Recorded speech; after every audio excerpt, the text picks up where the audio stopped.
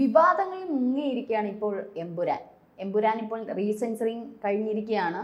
അതിൽ ഏകദേശം 17 ഭാഗങ്ങളോളം വെട്ടി മാറ്റണമെന്നാണ് ഇപ്പോൾ തീരുമാനിച്ചിരിക്കുന്നത്. നിർമ്മാതാക്കൾ തന്നെ ഇതിലേക്ക് മുന്നിട്ട് വന്നിരിക്കുകയാണ്. എന്തൊക്കെയാണ് ഇതിൻ്റെ വിശദാംശങ്ങൾ? തീർച്ചയായിട്ടും ഇത് വാസ്തവത്തിൽ സോഷ്യൽ മീഡിയയുടെ വിജയമാണ്.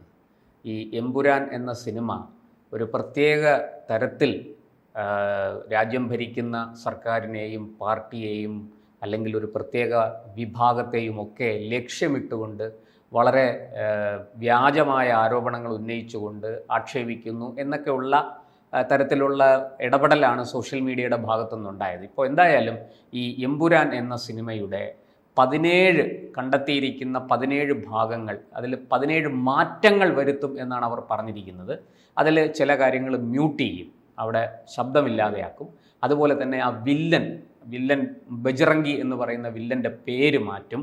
അത് കൂടാതെ ഈ പറഞ്ഞതുപോലെ സ്ത്രീകൾക്കെതിരായ അതിക്രമങ്ങൾ വളരെ സമയം ദീർഘനേരം ഉള്ള ആ ദൃശ്യങ്ങൾ വെട്ടിച്ചുരുക്കി വളരെ കുറച്ച് സമയത്തേക്ക് ഒതുക്കി അത് മാറ്റിയെടുക്കും. തുടങ്ങി ഇങ്ങനെ ഉള്ള കാര്യങ്ങളാണ് നിർമ്മാതാക്കൾ ഇപ്പോൾ പറയുന്നത്. ഇപ്പോൾ വരുന്ന 3 ദിവസം അവധിയാണ്, പെരുന്നാളിൻ്റെ അവധിയൊക്കെ ഉൾപ്പെടെ നാളെ ഞായറാഴ്ചയാണ്. അപ്പോൾ അത് കഴിഞ്ഞാൽ ഉടൻ തന്നെ പുതിയൊരു ഈ സെൻസർ ബോർഡിലെ പുതിയൊരു ടീം ഒന്നുകൂടി ഈ സിനിമ കാണും. മാറ്റി ഈ പറഞ്ഞതുപോലെയുള്ള മാറ്റങ്ങൾ വരുത്തി, മ്യൂട്ടാക്കി, പേര് മാറ്റി, വില്ലൻ്റെ പേരൊക്കെ മാറ്റി, അതുപോലെ ഈ സമയദൈർഘ്യം കുറച്ച്, സ്ത്രീകൾക്കെതിരായ അതിക്രമങ്ങൾ വരുന്ന ദൃശ്യങ്ങളുടെ സമയദൈർഘ്യമൊക്കെ കുറച്ച് പുതുതായിട്ട് ഒന്നുകൂടെ ഈ ഒരു പുതിയ ടീം, സെൻസർ ബോർഡിലെ ഒരു പുതിയ ടീം ഇത് കാണും. അവർ കണ്ടതിന് ശേഷം പിന്നെ ആ പതിപ്പായിരിക്കും പിന്നീട് ഇത് തിയേറ്ററുകളിൽ പ്രദർശിപ്പിക്കുക എന്നുള്ള ഉറപ്പാണ് ഇപ്പോൾ നിർമ്മാതാക്കൾ നൽകുന്നത്. അവർ ഇത് സംബന്ധിച്ച് മാധ്യമങ്ങളോടൊക്കെ വിവരങ്ങൾ പങ്കുവച്ചിട്ടുണ്ട്. വളരെ ശക്തമായ പ്രതിഷേധമാണ് സോഷ്യൽ മീഡിയയിൽ ഉയർന്നത്. ഒരുപാട് പേർ ഈ ടിക്കറ്റുകൾ ക്യാൻസൽ ചെയ്ത ഫോട്ടോ അടക്കം അത് ഷെയർ ചെയ്തു സോഷ്യൽ മീഡിയയിലെമ്പാടും. അതായത് നമ്മുടെ ഫേസ്ബുക്കിലും ഇൻസ്റ്റയിലും ട്വിറ്ററിലുമൊക്കെ വലിയ ഇപ്പോൾ അത് ആണല്ലോ, എക്സിലുമൊക്കെ വലിയ തോതിൽ ഈ പ്രതിഷേധത്തിൻ്റെ ആ കൊടുങ്കാറ്റ് നമുക്ക് കാണാൻ കഴിഞ്ഞു.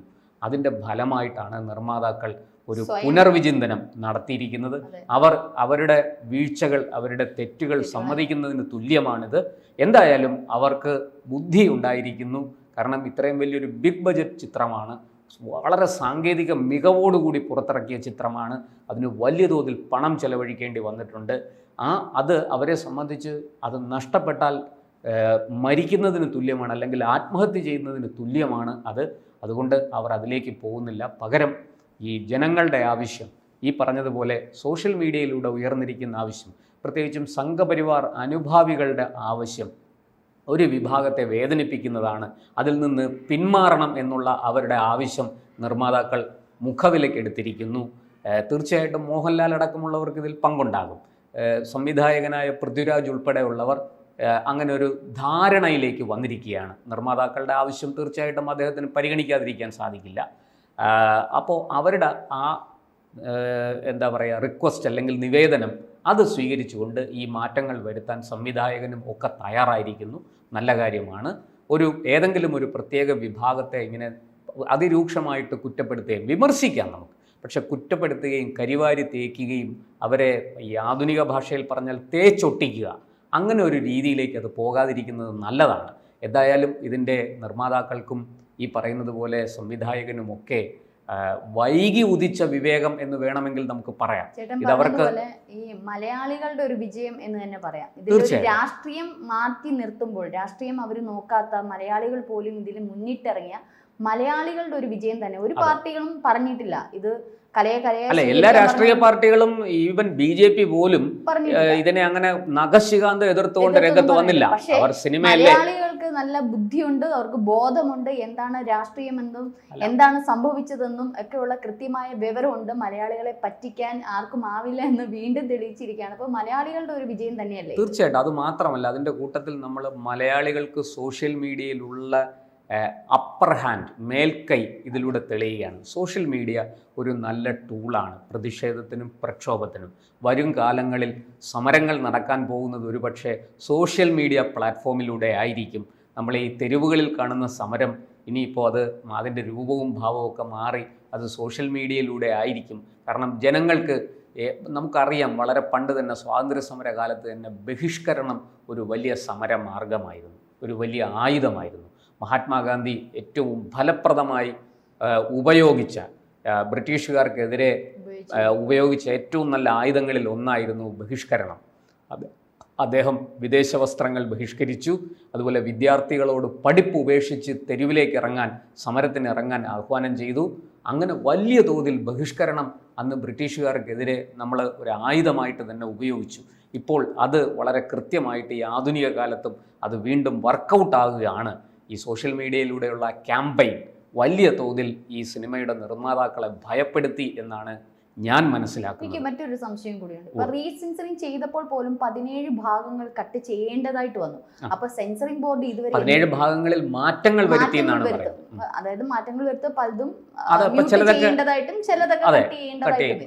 അതുപോലെ തന്നെ ഈ സ്ത്രീകൾക്കെതിരായ അക്രമ ദൃശ്യങ്ങൾ, അതിന്റെയൊക്കെ ദൈർഘ്യം വളരെ കുറച്ച്, ഒരു എന്താ പറയണ്ട, വളരെ മാറ്റങ്ങളെന്ന് തന്നെ നമുക്ക് പറയാം.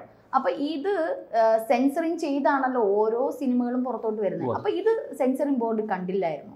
വീണ്ടും റീസെൻസറി ചെയ്യുമ്പോൾ ഇത് ഞാൻ ഇതേക്കുറിച്ച് എൻ്റെതായ രീതിയിൽ വ്യക്തിപരമായ ഒരു അന്വേഷണം നടത്തി. എനിക്ക് അവർ പറയുന്നതിനോട് പൂർണ്ണമായിട്ട് യോജിക്കാൻ കഴിയുന്നില്ല. എങ്കിലും അവർ പറയുന്നത് ഇതിനേക്കാൾ അതിഭീകരമായ പല കാര്യങ്ങളും ഈ സിനിമയ്ക്കുള്ളിൽ ഉണ്ടായിരുന്നു എന്നാണ്. അവർ അത് വലിയ തോതിൽ അതൊക്കെ വെട്ടി മാറ്റിയിട്ടുണ്ട്. വളരെ ശക്തമായിട്ട് ഏതാണ്ട് ഒരു സീൻ ഒഴിവാക്കുന്നതിനെ സംബന്ധിച്ച് 1.5 മണിക്കൂർ വരെ ചർച്ച നടന്നു എന്നാണ് ഈ സെൻസർ ബോർഡുമായി ബന്ധപ്പെട്ട ഒരാൾ എന്നോട് പറഞ്ഞത്. അതിൻ്റെ ഉറവിടം വ്യക്തമാക്കുന്നത് ശരിയല്ല, അതുകൊണ്ട് അതിലേക്ക് പോകുന്നില്ല. പക്ഷേ ഇതിൻ്റെ സംവിധായകനും മറ്റ് സാങ്കേതിക വിദഗ്ധരും ഉൾപ്പെടെയുള്ളവർ ഏതാണ്ട് 1.5 മണിക്കൂർ അവർ ചർച്ച ചെയ്തു. അത് ഞങ്ങൾ അങ്ങനെ ചെയ്യാം, ഇങ്ങനെ ചെയ്യാം, മറ്റത് ചെയ്യാം, മറിച്ച് ചെയ്യാം എന്നൊക്കെ പറഞ്ഞിട്ടും ഈ അംഗങ്ങൾ അത് സമ്മതിച്ചില്ല. അവർ വളരെ കർശനമായിട്ട് അത് ഒഴിവാക്കിയേ പറ്റുള്ളൂ. അത്തരം ദൃശ്യങ്ങൾ ഒഴിവാക്കിയിട്ടുണ്ട്, അത്തരം ഭാഗങ്ങൾ ഈ സിനിമയിൽ നിന്ന് ഒഴിവാക്കിയിട്ടുണ്ടെന്നാണ് ഞാൻ മനസ്സിലാക്കുന്നത്.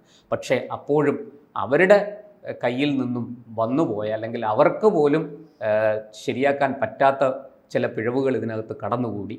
അതാണ് ഇപ്പോൾ സോഷ്യൽ മീഡിയയിലൂടെ പ്രേക്ഷകർ വലിയ തോതിൽ എതിർപ്പുമായിട്ട് രംഗത്ത്. ഇപ്പൊ പുറത്തേക്ക് വരുന്നത് പൃഥ്വിരാജ് എന്ന സംവിധായകന്റെ ഒരു പ്രീ പ്ലാൻഡ് തന്നെയായിരുന്നു എന്നുള്ളതാണ്. അല്ല, അങ്ങനെയും ഒക്കെ പറയുന്നുണ്ട്. ഒരു സിനിമ വിജയിപ്പിക്കാൻ വേണ്ടിയിട്ട് ചെയ്യുന്ന ചില ആസൂത്രിതമായ പദ്ധതികൾ, അതൊക്കെ പൊതുവെ നമ്മൾ കേട്ടിട്ടുണ്ട്. പൃഥ്വിരാജിന് വിവേകമുണ്ട്, ബുദ്ധിയുണ്ട്, മറ്റാരേക്കാളും സംസാരിക്കാനുള്ള കഴിവുകളുണ്ട്.